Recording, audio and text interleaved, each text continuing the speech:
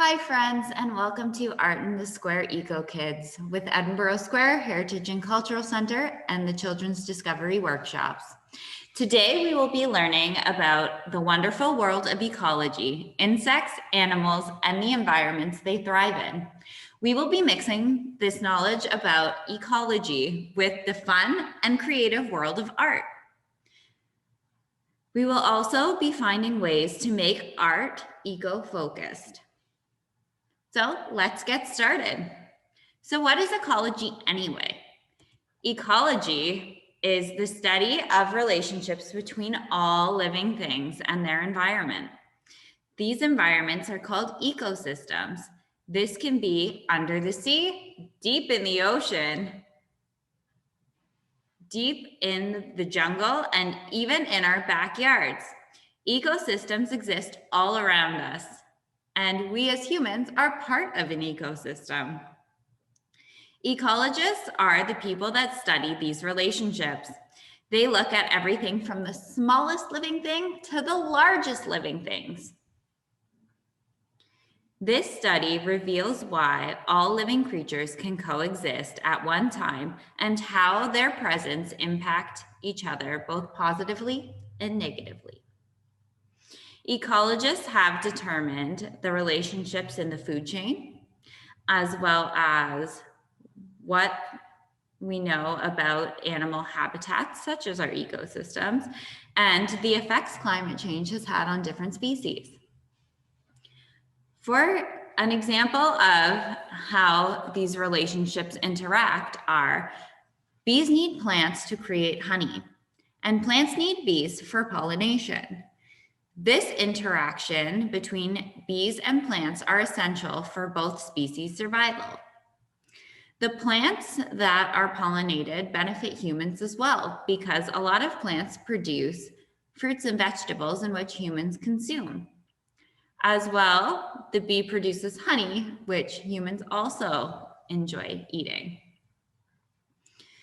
In ecology, there are two different types of factors that are studied: abiotic factors and biotic factors. Abiotic factors meaning non-living things or conditions that affect an ecosystem or the organisms that live in it. Biotic factors are living things such as microorganisms, plants, insects, birds, reptiles, and mammals.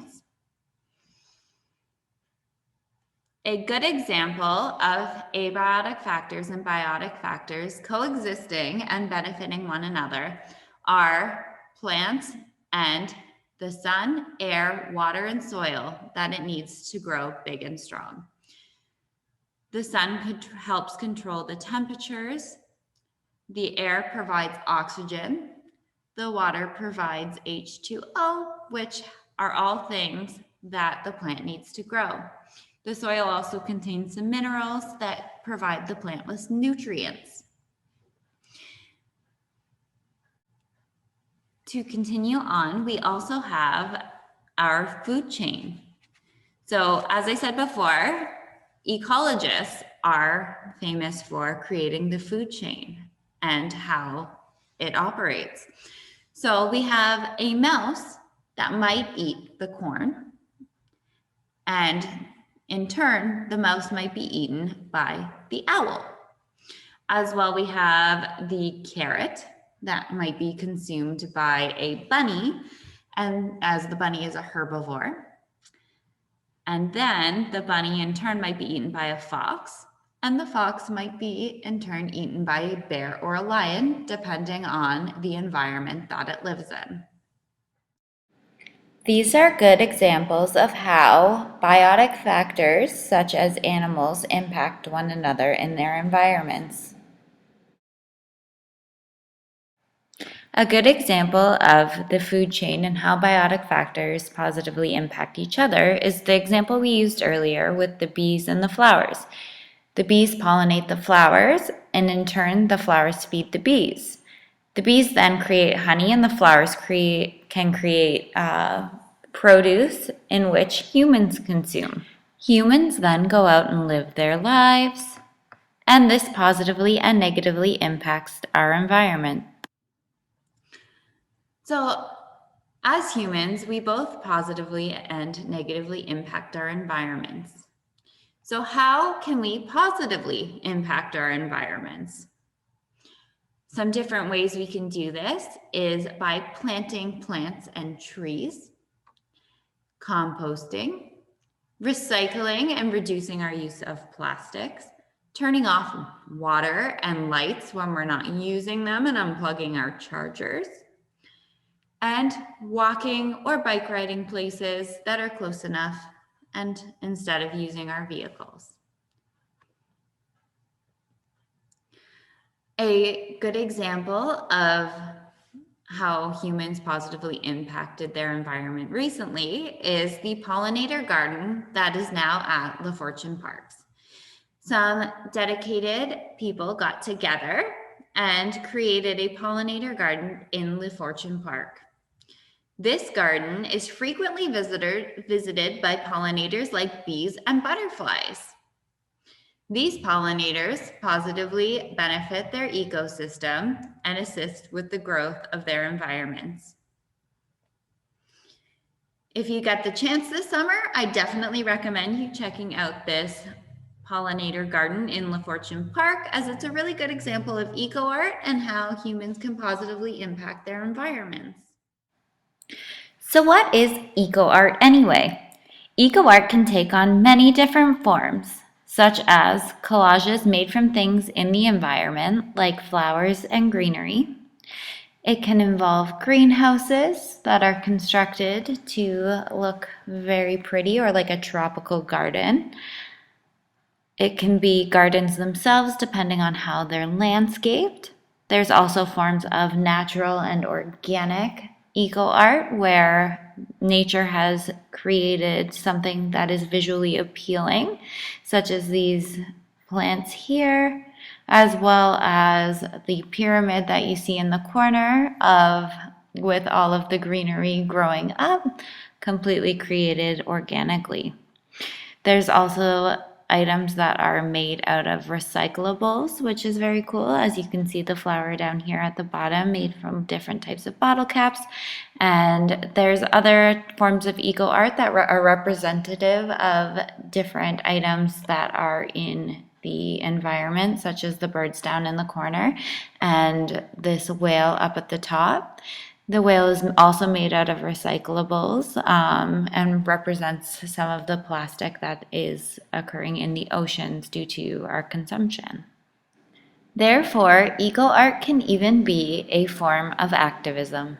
It can also be a way to positively impact our environment. There's a lot of different ways to make eco art. Today, we will be making some eco art projects.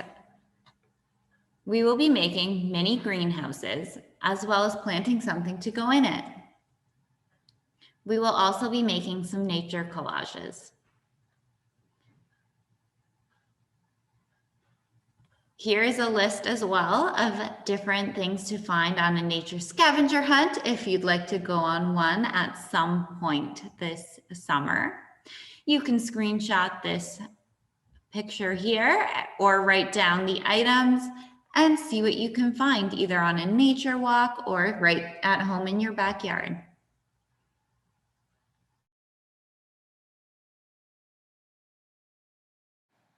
Let's make our greenhouse.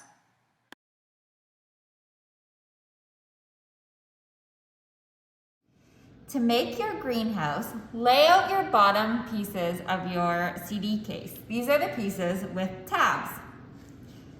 Then take one of your top pieces. There will be a large hole at the one side. This usually connects the CD together. We want that to be on the opposite side. So the large hole is on the opposite side of the tabs. Connect the CD cases together. Do the same thing 3 more times with the other CD cases. So holes are away from the tabs. Connect the CD case together. Same thing. Might take a couple tries to get your CD case to line up, but that's okay. It all will work. Last one, hole goes on the opposite side. And we'll connect it. There we go. So now take one CD case and see where the tabs are. You want to connect the holes to these tabs. So come to the side. You might have to pull gently on the tab to get it to go in, and you want to listen for a slight click.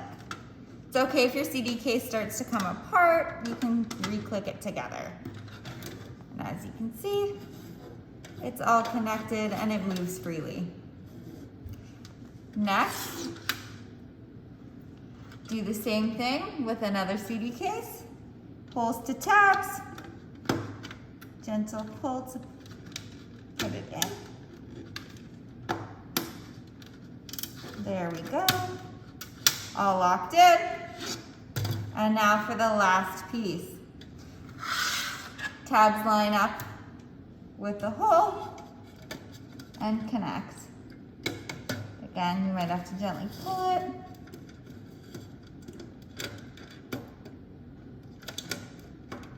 There we go. Might take a few tries, that's okay. And connect the other side. Now you have your base. So now that you have your base, take your one extra top CD case and place it gently on top, and you have your greenhouse. Complete. It's time to decorate. You can decorate with some of the stickers and different things that were provided for you. Or if you'd like, you can always add some extra stuff that you have around the house. I really like some of the floral stickers because it reminds me of things we grow in a greenhouse.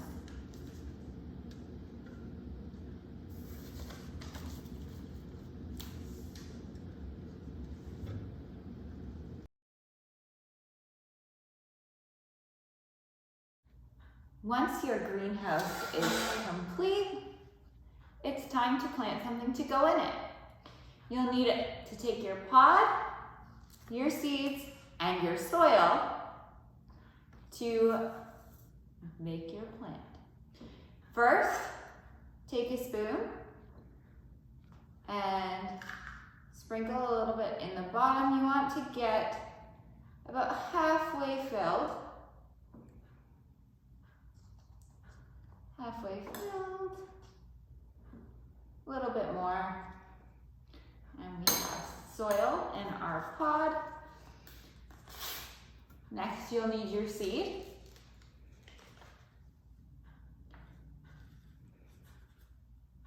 And they're just very, very, very tiny little seeds.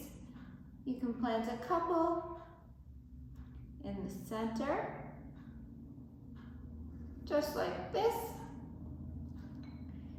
And then cover up with a little bit more dirt. No need to pack it down. Just cover the seeds up, sprinkle a little bit of water in, place your pot inside, and your lid on top. Ta-da!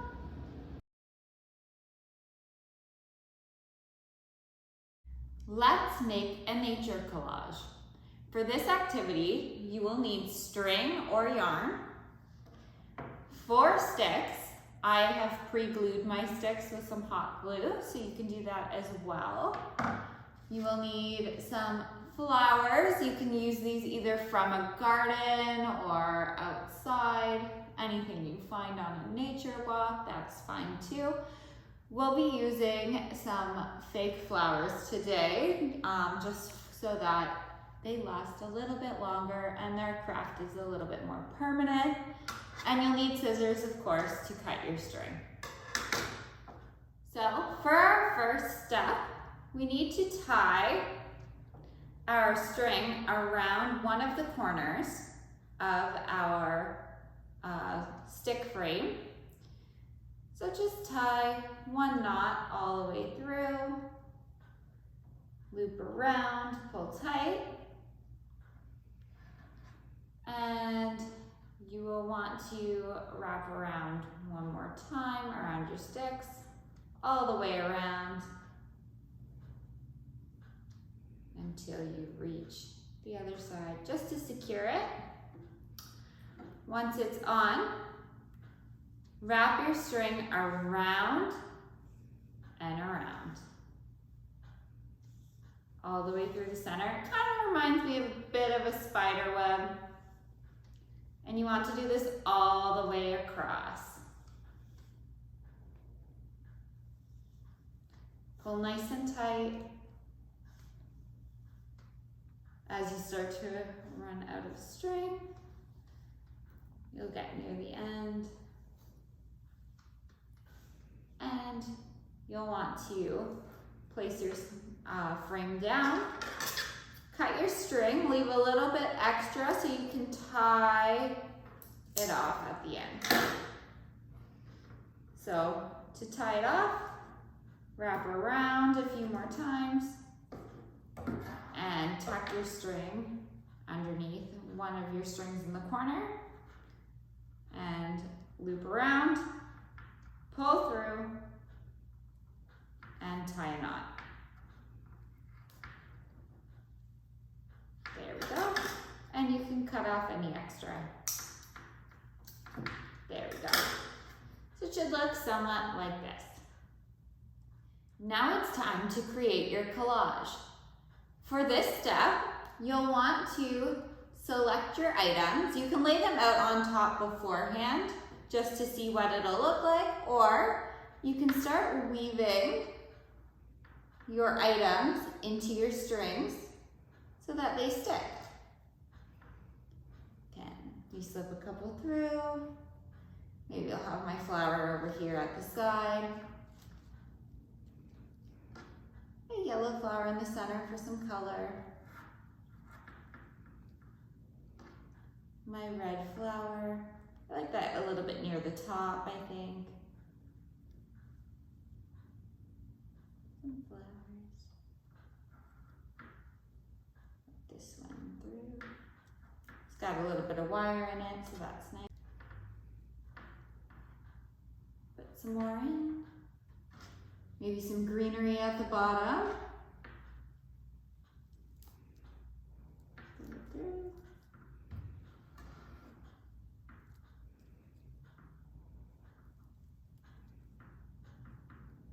You might have to adjust a couple times just to get it to look the way that you want it to, or to have the flowers stay put.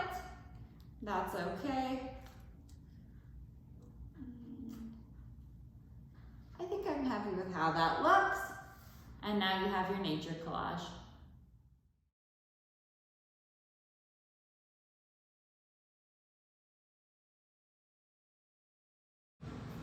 How to make a pine cone flower.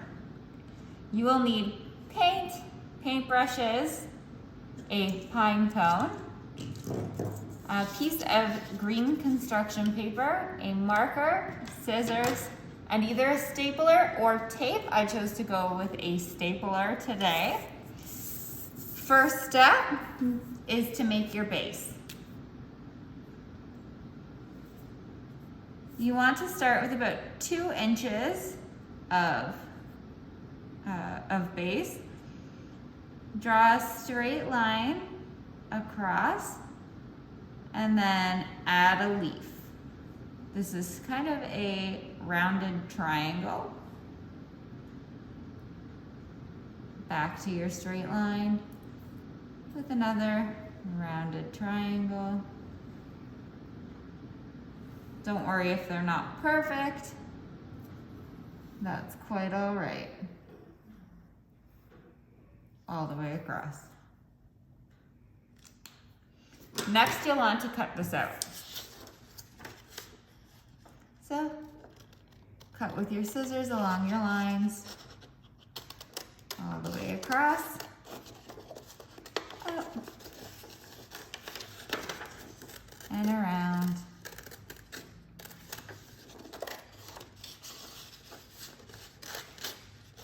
I'm just doing this very fast, but normally we would take our time, follow the lines all the way around.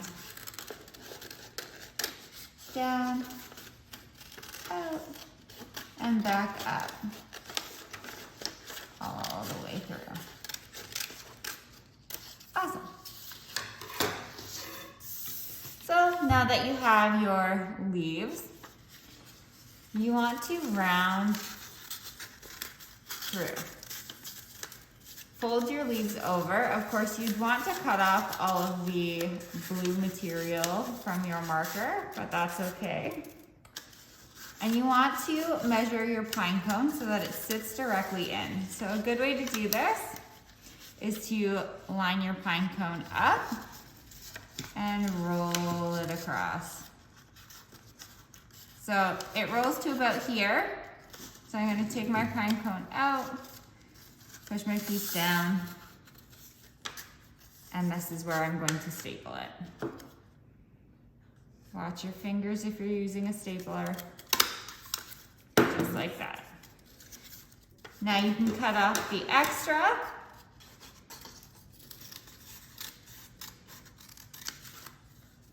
And you have your base. Now it's time to paint your pine cone. So I've chosen to paint my pine cone pink.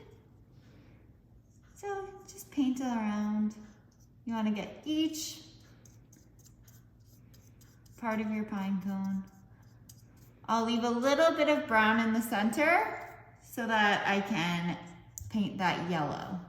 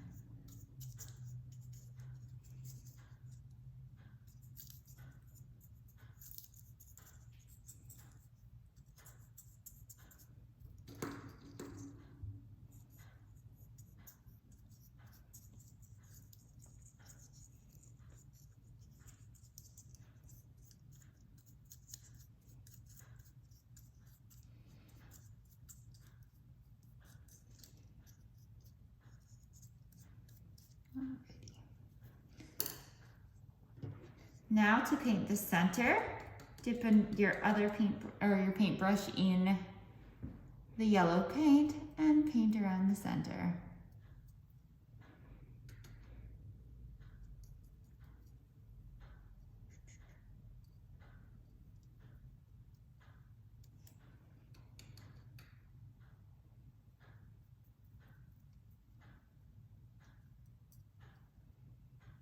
Alrighty. Now wait for your pine cone to dry. Once your pine cone is dry, you can place it inside your base. Fold down some of the leaves, and there you have it, your pine cone flower. Of course, you can try to make these activities at home with the videos that we've provided, or if you'd prefer, you could join us in person. In August, we will be hosting a full day workshop on eco art. This will take place on August 18th, where we will be making all of these fun crafts and more, as well as going on our scavenger hunt. This workshop will cost $27 and run from 9 a.m. to 4 p.m. We really hope to see you here. We also will be running a Castles and Dragons workshop virtually online next week, so you can join us then as well. We really appreciate you coming and checking out our virtual workshops today, and we hope to see you again. Bye for now, friends.